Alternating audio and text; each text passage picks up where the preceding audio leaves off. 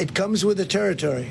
And if you want to do a great job, I really believe that. And you take a look at what's happened to some of our greatest presidents, and it doesn't happen to people that don't do anything.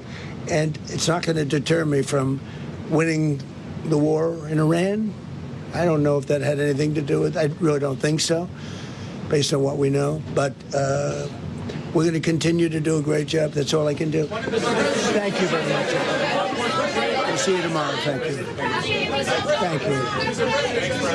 Well, a very good morning to you. You're listening to LBC and LBC News. James Hansen here with you, and we are bringing you rolling coverage of events in Washington where President Trump has been thanking the US Secret Service after what appeared to be shots were heard at an event he was attending. We have just heard from the president that a gunman armed with multiple weapons was taken down by, as he put it, some very brave members of the Secret Service. One Secret Service officer was shot from very close range, but was saved by his bulletproof vest. This happened at the annual White House Correspondents' dinner that the President and the First Lady and the Vice President, J.D. Vance, were attending.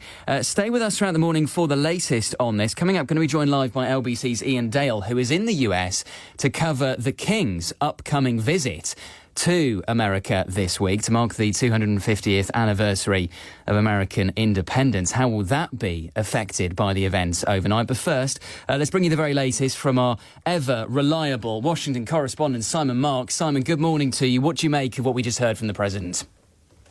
Evening from here, James. First of all, let's talk about the tableau there in the White House briefing room, because it was extraordinary and indeed unprecedented. The president in the briefing room was flanked by the First Lady Melania Trump, by Vice President J.D. Vance, by Secretary of War, as the Trump administration refers to him, Pete Hegseth, by Secretary of State Marco Rubio, FBI Director Kash Patel, Acting Attorney General Todd Blanche, Secretary of Homeland Security Mark Wayne Mullin.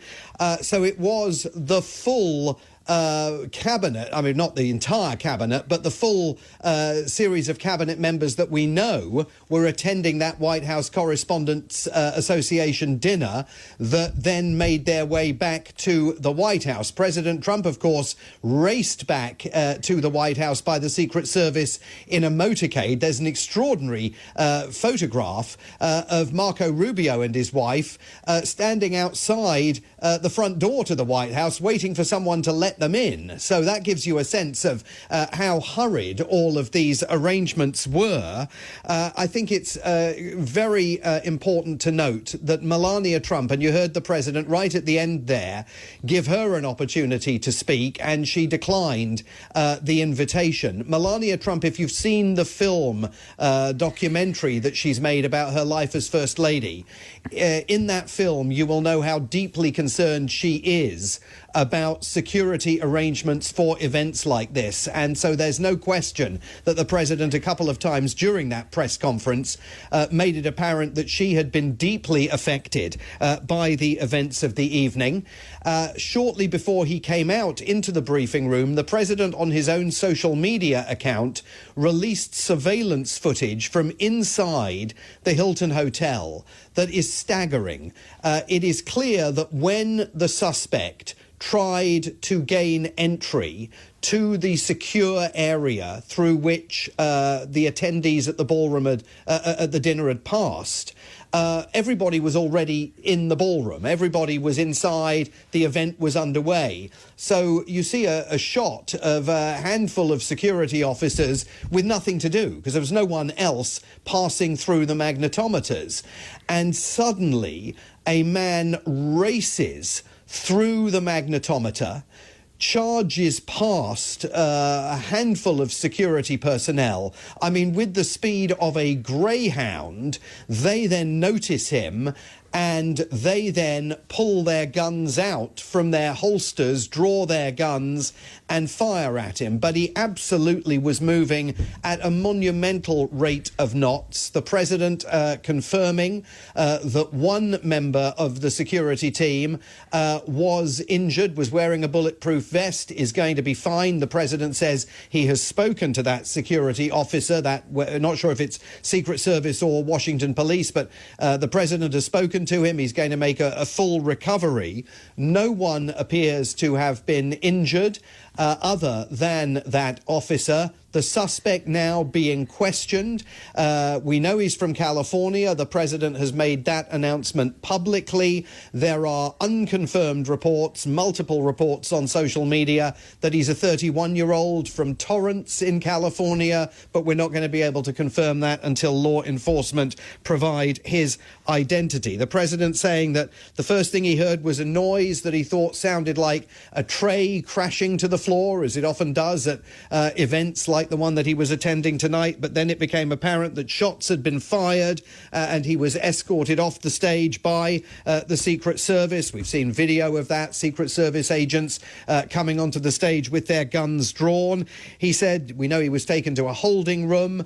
The original desire on the part of the president and indeed of the White House Correspondents Association was for the dinner to go ahead. He said, I fought like hell to stay, but at the end of the day, law enforcement made it clear that it was not going to be possible for that event to continue taking place tonight as their investigation was getting underway. The acting Attorney General of the United States, Todd Blanche, described the suspect as a coward. He said charges will be filed shortly relating to the shooting, to possession of firearms, and we know that an address in California is being raided for further evidence to see whether there are other charges that might be able to be brought against him. The president on multiple occasions referred to the suspect as a whack job, said that he is unaware whether this was a politically motivated attack. He said towards the end of that press conference that he did not think it was tied to the war on Iran, and it's not going to have any impact on his determination to win the war on Iran. So I think that what we learned from that is obviously more detail of the drama that took place, but there are massive questions now, James, being asked here about the security arrangements for this event. We heard the president, we heard the FBI director, and we heard the acting attorney general paying tribute to the Secret Service and saying that everything was done exactly the way that it should be done. Well, that may be true about their reaction to the effort by the suspect to gain access to the ballroom. But as you heard in that press briefing, there are reports that he was able to assemble his weapon on site. And indeed, the president said that he was carrying multiple guns. And that ties in with reporting that we've been bringing you over the last 90 minutes here on LBC, that there are multiple people who attended the dinner saying that security was notably lax. The New York Times Washington correspondent Tyler Pager has taken to his newspaper's website to say there was a heavy police presence outside the Washington Hilton, but no security screening required to enter the hotel. There were numerous pre-parties hosted on various floors of the hotel, as well as a red carpet. However, to enter the ballroom where the dinner was being held, all attendees were required to go through metal detectors and have any bags checked. And TSA agents were among those involved in the security checks. But the security checks were only taking place for people who were already in the building and trying then to gain access to the ballroom where the dinner was taking place. But you could get into the building and go anywhere else in the building without security checks. And I can tell you from personal experience of that hotel, that is highly unusual. Normally, the magnetometers are all positioned in the hotel's driveway. You don't get into the building without going through a magnetometer. And the possibility that this gunman was even able to assemble a weapon on site, inside the hotel perimeter, inside the building, and only then attracted the attention of security agents, Secret Service and the rest, when he charged through the magnetometer at a rate of knots and attempted to race down the stairs into the ballroom. That raises massive questions about the security arrangements that were in place for this event. I know the president said he has full confidence in the Secret Service and believes that everything went down the way it was supposed to go down.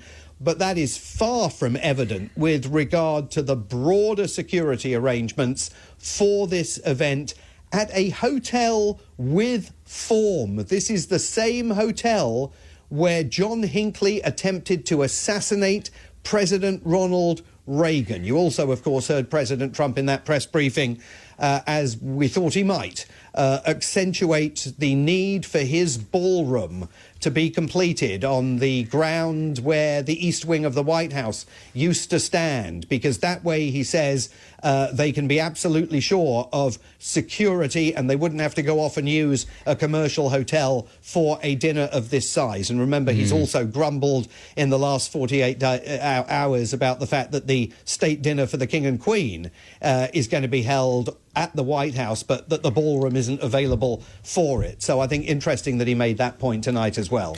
It is staggering, the apparent lack of security at this event, given who was attending, given we know that President Trump has faced assassination attempts in the past, and also given some of the other people there. I mean, you mentioned Melania Trump and how we learned in that recent documentary just how understandably concerned she is about potential threats to her life and her husband's life. But also in attendance, Erica Kirk, was she not? The widow of the late Charlie Kirk, who of course was assassinated. Robert F. Kennedy, whose own father was assassinated at an event in a hotel. So for a lot of the people attending, deeply alarming scenes.